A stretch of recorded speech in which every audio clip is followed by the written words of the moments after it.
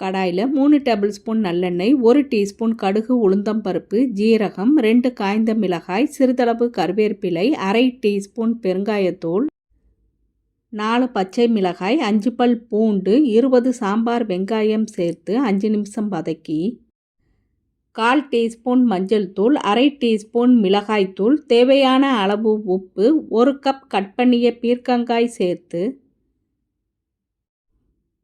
1 சேர mix பண்ணி cut பண்ணிய 5 தக்காளி சேர்த்து 2 நிமிஷம் வதக்கி தக்காளி மசிகிற வரையும் மூடி வேக வைத்து 1 கையளவு கொத்தமல்லி இலை சேர்த்து லோ ஃப்ளேமில் 1 சேர மிக்ஸ் பண்ணி மத்து வைத்து மசித்து 1 டீஸ்பூன் புளிச்சாறு சேர்த்து மிக்ஸ் பண்ணி எடுத்துக்கலாம். பீர்க்கங்காய் கடையல் ரெடி.